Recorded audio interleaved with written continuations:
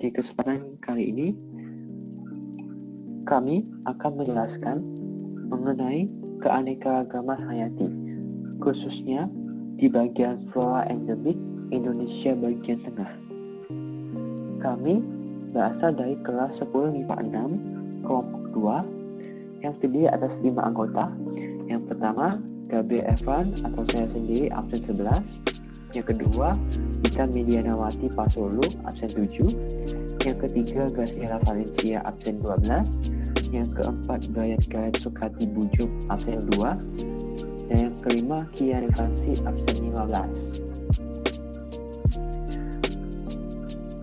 Selain materi inti, ada beberapa materi tambahan yang ingin kami sampaikan.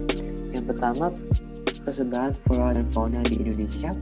Yang kedua, yang merupakan materi inti, bagaimana karakteristik, manfaat, dan habitat flora endemik Indonesia bagian tengah. Yang ketiga, penyebab populasi flora dan fauna endemik di Indonesia menurun. Yang keempat dan yang terakhir, upaya pelestarian flora dan fauna endemik.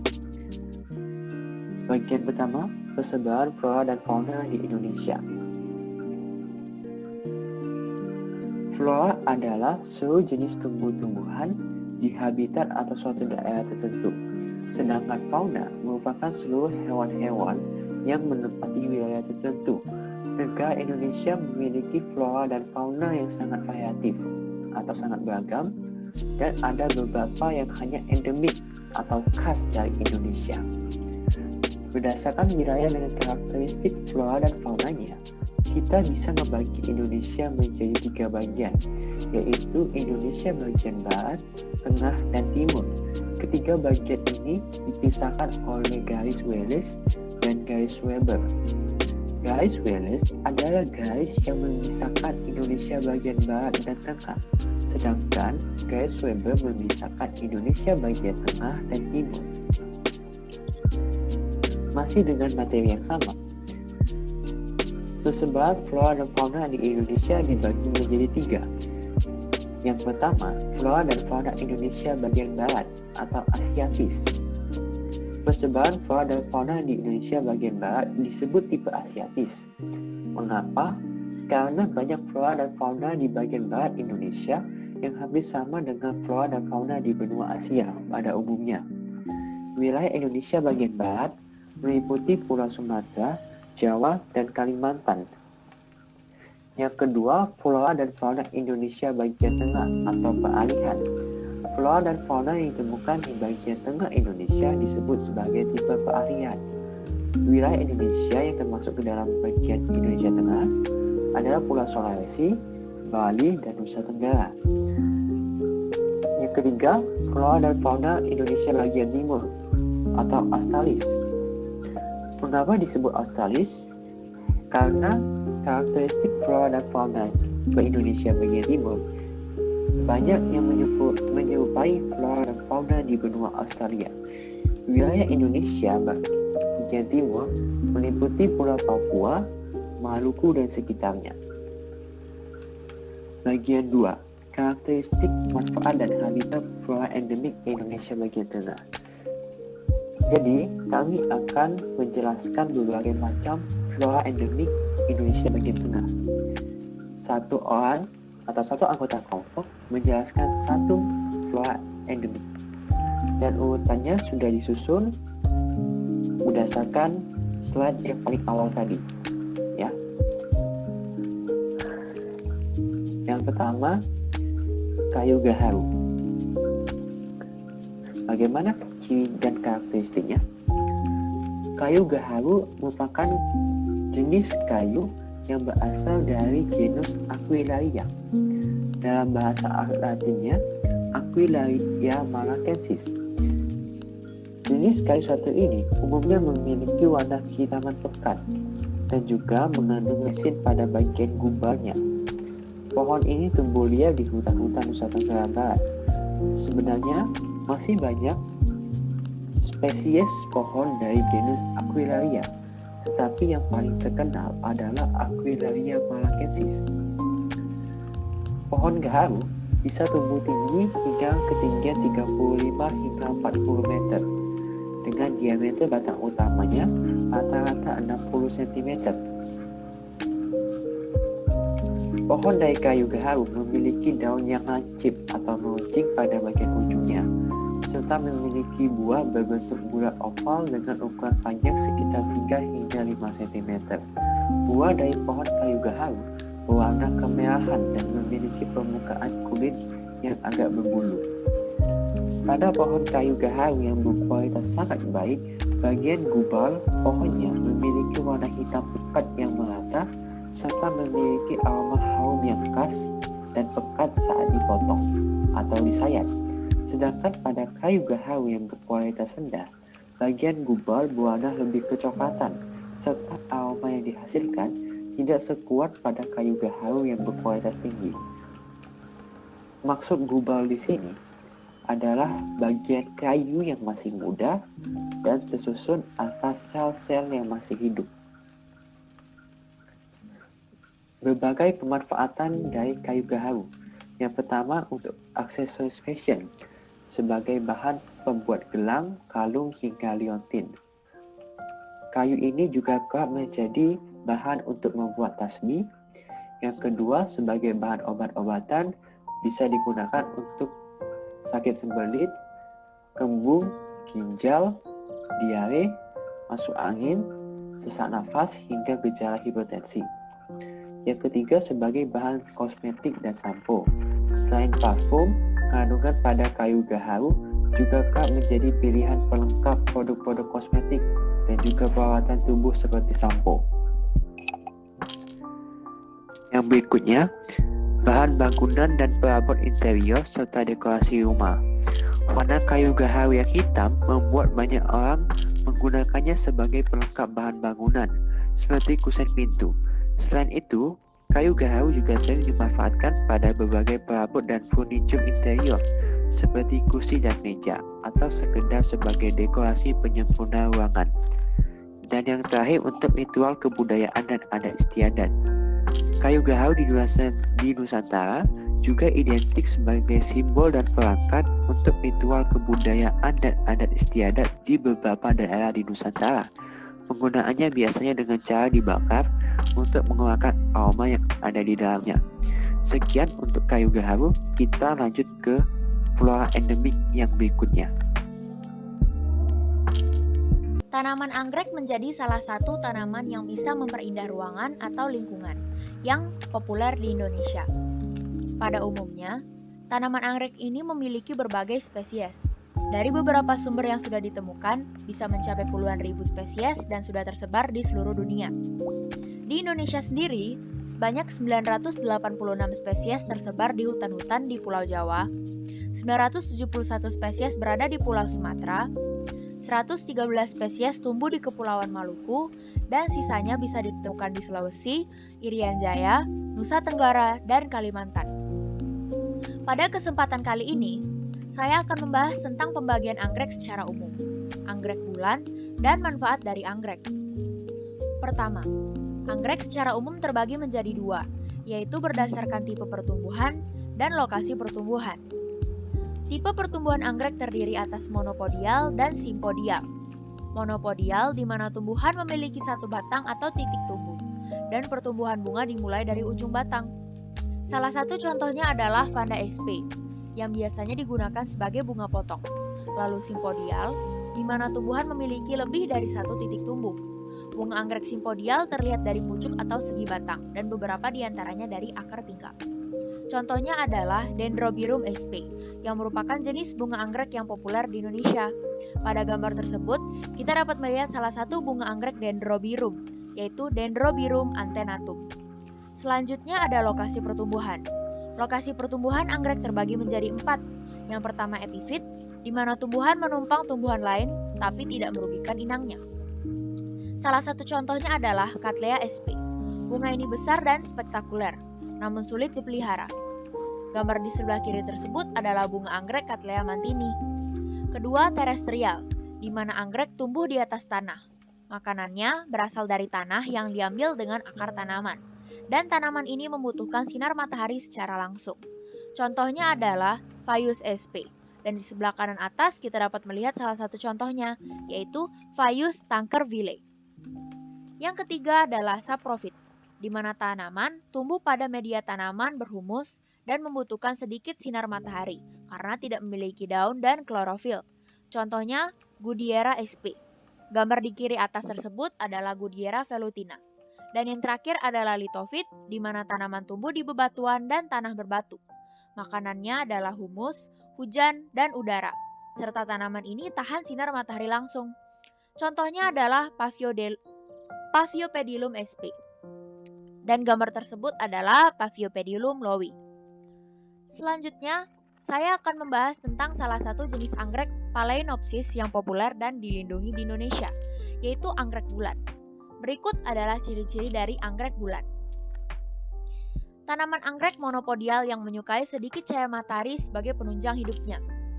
Anggrek bulan memiliki daun berwarna hijau dengan bentuk memanjang, dan akarnya berwarna putih dan berbentuk bulat, memanjang, serta terasa berdaging. Bunganya memiliki sedikit keharuman dan waktu mekar yang lama. Bunga anggrek bulan dapat tumbuh hingga diameter 10 cm atau lebih. Nah, yang menarik dari bunga anggrek bulan, ini disebut juga sebagai puspa pesona Indonesia, atau salah satu dari 3 bunga nasional.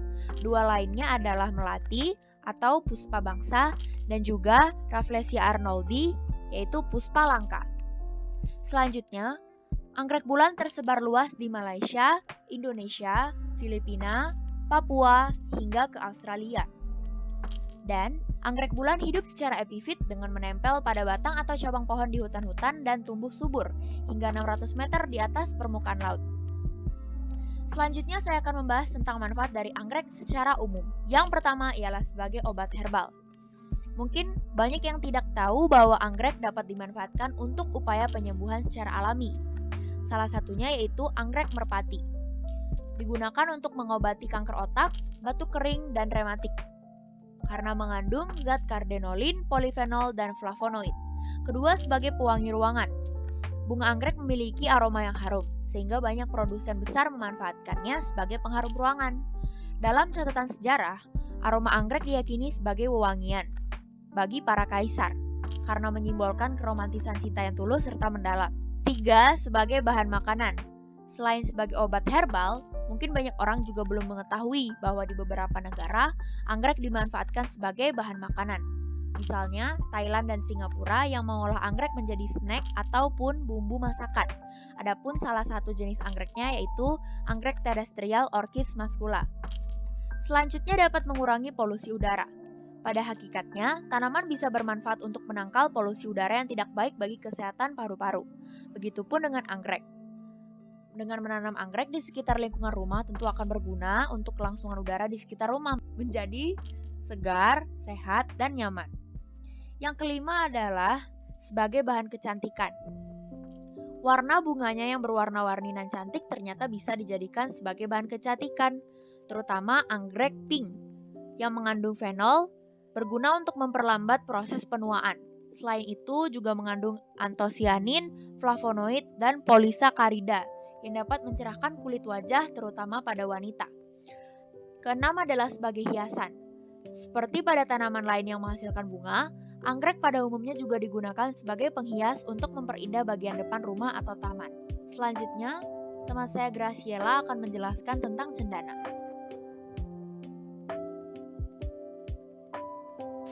Kayu cendana.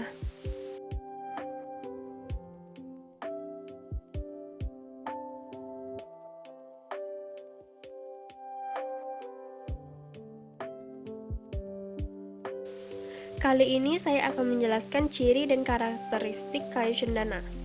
Cendana atau cendana wangi merupakan pohon penghasil kayu cendana dan minyak cendana.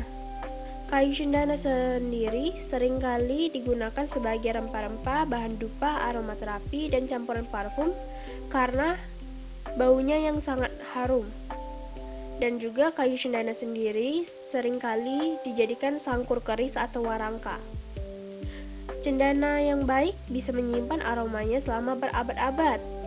Konon katanya, dulu di Sri Lanka, kayu ini digunakan untuk membalsam jenazah putri-putri raja sejak abad ke-9. Dan sekarang di Indonesia, kayu ini banyak ditemukan di Nusa Tenggara Timur, khususnya di Pulau Timor, dan di Pulau Jawa dan pulau-pulau di Nusa Tenggara lainnya. Kayu cendana sendiri memiliki sebutan dalam bahasa Inggris, yaitu Indian Sandalwood. Cendana juga memiliki nama latin, yaitu Santalum album L, yang termasuk ke dalam famili Santalaceae. Cendana juga memiliki beberapa nama lain, yaitu Cerium mistifolium L dan Santalum ovatum R, BR, dan Santalum myrtifolium L. Rox. Cendana juga memiliki dua jenis yang berbeda, yaitu cendana putih dan cendana merah.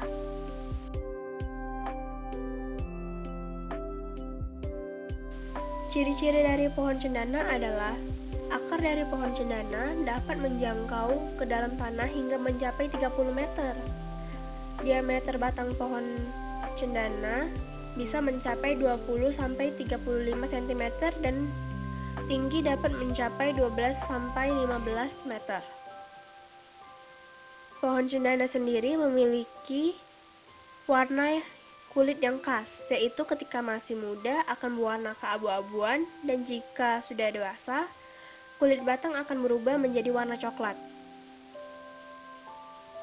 Di bagian akar, batang, dan dahan pohon cendana sendiri, ketika sudah dewasa atau berumur 30-40 tahun, akan memiliki aroma yang sangat wangi.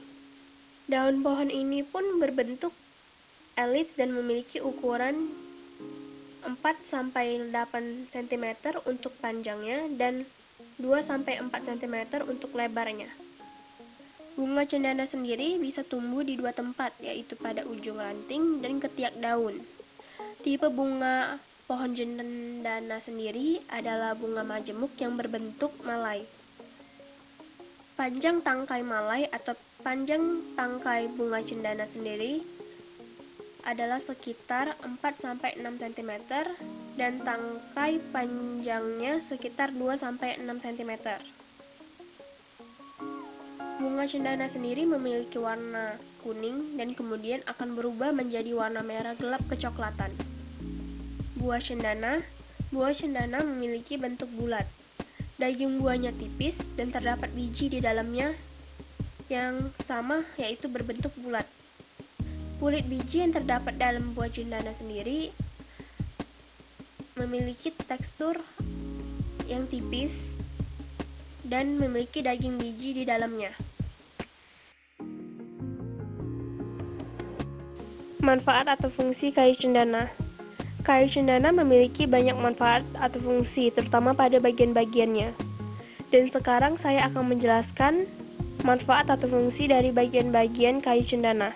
Kulit kayu dan minyak pohon cendana seringkali dijadikan obat herbal yang memiliki khasiat mencegah penyakit disentri, sebagai anti peradangan, dan menjadi pembersih pada saat menstruasi pada perempuan. Aroma wangi dari kayu cendana sendiri seringkali dimanfaatkan sebagai bahan campuran parfum, aromaterapi, dan lain-lain.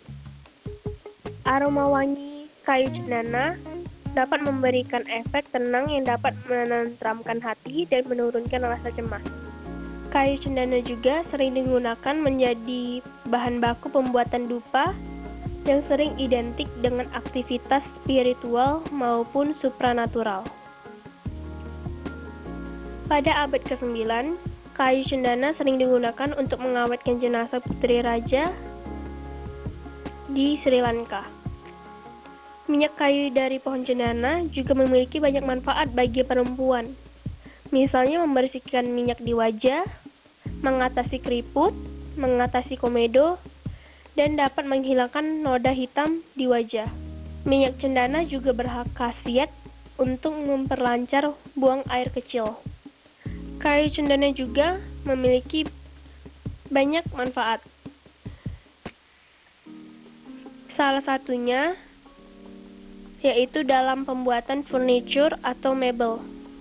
Banyak furniture yang menggunakan bahan dasar kayu cendana, seperti meja makan, lemari besar, kursi, tempat tidur, bahkan kuncen dan pintu.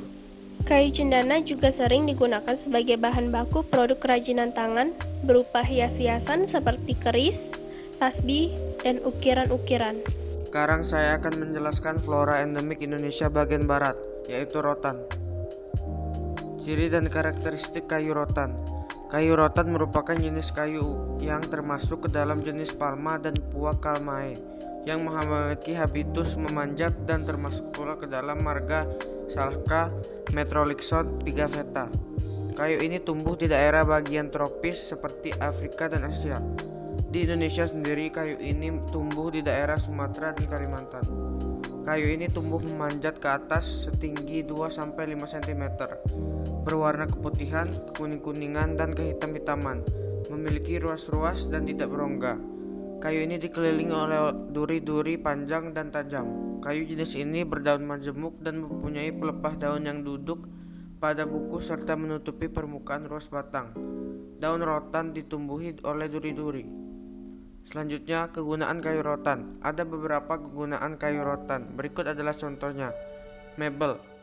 Kayu rotan sangat sering digunakan sebagai bahan baku membuat mebel karena kekuatan dan keawetannya. Contoh hasil kerajinan mebel adalah kursi, lemari. Makanan. Selain mebel, kayu rotan juga dapat diolah menjadi makanan. Suku Dayak di Kalimantan contohnya. Mereka menggunakan rotan sebagai pengganti sayuran untuk melengkapi makanan sehari-hari. Senjata. Kayu rotan juga sering dibuat senjata, contohnya di bagian Asia. Ada beberapa negara yang menggunakan rotan sebagai senjata hukum cambuk, dan di Indonesia sendiri ada beberapa perguruan bela diri yang menggunakan rotan sebagai senjata. Keempat, kerajinan tangan atau souvenir. Selain senjata, kayu rotan sering dijadikan kerajinan tangan seperti gantungan kunci, sandal, kotak tisu, dan bola takraw. Meni. Getah kayu rotan juga dapat dijadikan bahan baku cat meni yang digunakan untuk melapisi kayu dari rayap. Diospyros celebica adalah nama kayu hitam yang berasal dari Sulawesi Selatan dari spesies Ebenaceae. Anggotanya di seluruh dunia mencapai sekitar 450-500 spesies pohon dan perdu yang selalu hijau, atau sebagian ada pula yang menggugurkan daun. Kebanyakan tumbuhan ini berasal dari daerah tropis dan hanya beberapa spesies yang tumbuh di daerah beriklim sedang. Tetapi jenis kayu hitam ini berbeda dengan spesies kayu hitam yang ada di seluruh dunia. Diospyros celebica memiliki ciri khas yaitu pohon yang lurus dan tegak dengan tinggi sampai dengan 40 m dengan bebas cabang 10-26 meter. Diameter batang bagian bawah dapat mencapai 1 m dengan akar papan banir yang dapat mencapai 4 meter dari permukaan tanah. Kulit batangnya beralur, mengelupas kecil-kecil dan berwarna coklat hitam. Pepagannya berwarna coklat muda dan di bagian dalam berwarna putih kekuning-kuningan, dengan akar papan banir yang dapat mencapai 4 meter dari permukaan tanah. Daunnya berbentuk memanjang dan tunggal dengan ukuran 12-35 cm dan lebar 2,5-7 cm. Daun tunggal terletak berseling berbentuk jorong memanjang dengan ujung meruncing. Permukaan atasnya mengkilap seperti kulit dan berwarna hijau tua. Permukaan bawahnya berbulu dan berwarna hijau abu-abu. Fungsi eboni hitam berbagai macam. Kayunya dapat menjadi bahan dasar pembuatan furnitur yang solid dan awet. Selain itu, kayunya dapat dijadikan berbagai macam kerajinan tangan, seperti patung, jam, ukiran, hiasan dinding, alat musik, kipas, dan lain-lain. Selain kayunya, kulit kayu hitam dipercaya mampu mengurangi kadar glukosa dan gejala diabetes atau kencing manis. Jangan lupa ekstra kayu hitam dapat digunakan untuk menstabilkan tekanan darah, meningkatkan kinerja otak, hingga membantu mengatasi penyakit jantung. Eboni paling banyak ditemukan di wilayah Sulawesi Selatan, Sulawesi Utara, Sulawesi Tengah, dan Gorontalo. Sayangnya pohon ini mulai menjadi langka karena penebangan liar. Maka untuk melestarikannya, kita tidak boleh menebang pohon eboni sembarangan. Melakukan tebang pilih dengan menebang pohon eboni dengan memilih ukuran dan usia pohon eboni, penanaman kembali tanaman yang telah dimanfaatkan atau peremajaan tanaman, dan memelihara pohon eboni. Oke, kita masuk ke bagian 3 yang membahas penyebab populasi flora dan fauna endemik menurun. Ada beberapa faktor penyebab penurunan populasi flora dan fauna endemik. Yang pertama adalah kerusakan habitat. Kerusakan habitat merupakan faktor penting penyebab kepunahan. Spesies yang habitatnya rusak tidak memiliki tempat untuk mencari makan, berkembang biak, dan tinggal. Kerusakan habitat ini sering diakibatkan oleh manusia, misalnya pembakaran liar hutan untuk perkebunan atau persawahan akan menyebabkan hewan di hutan kehilangan tempat tinggalnya. Yang kedua, perburuan ilegal. Perburuan liar adalah aktivitas manusia lain yang dapat menyebabkan kepunahan. Manusia memburu binatang liar untuk diambil bulu, kulit, gading atau culanya yang dijual dengan harga yang mahal. Perburuan ini menyebabkan banyak hewan liar yang mati dan terancam punah. Yang ketiga, penyakit. Adanya wabah penyakit juga dapat menyebabkan punahnya suatu spesies, terutama bila spesies tersebut tidak memiliki kekebalan terhadap penyakit itu. Keempat, kompetisi. Kompetisi dari spesies lain yang memperebutkan mangsa atau habitat yang sama juga dapat menyebabkan kepunahan terhadap spesies yang tidak dapat beradaptasi dalam kompetisi. Yang kelima, adanya spesies invasif. Adanya spesies invasif yaitu spesies baru yang dibawa ke suatu habitat dapat menyebabkan kepunahan bagi spesies asli. Misalnya, banyak spesies burung di pulau-pulau kecil yang punah akibat masuknya kucing dan tikus di pulau tersebut akibat aktivitas manusia. Yang keenam, bencana alam. Bencana alam seperti gunung meletus, banjir, dan kebakaran hutan dapat menyebabkan kepunahan, terutama pada spesies endemik yang hanya hidup di suatu tempat saja. Oke, sekarang kita masuk ke bagian 4 mengenai upaya pelestarian flora dan fauna endemik. Ada beberapa cara yang bisa kita lakukan untuk melestarikan flora dan fauna endemik yang ada di Indonesia. Yang pertama, memberantas penebangan liar dan pembakaran hutan. Kebakaran hutan dan penebangan liar akan menghancurkan tanaman langka dan menghilangkan habitat hewan. Ini dapat menyebabkan punahnya flora dan fauna ini. Karena itu, pembakaran dan penebangan liar harus ditindak tegas. Yang kedua, membentuk taman nasional, cagar alam, dan suaka marga satwa. Kawasan yang dilindungi oleh peraturan yang ketat akan membentuk ekosistem yang terlindung dari pengusakan dan dapat membantu flora dan fauna di dalamnya untuk berkembang biak. Yang ketiga, melindungi binatang liar dari perburuan. Perlindungan dapat dilakukan dengan melakukan patroli untuk menangkap pemburu liar dan menindak pemburu agar timbul efek jerah. Yang keempat, menghapus praktik penangkapan ikan yang merusak lingkungan.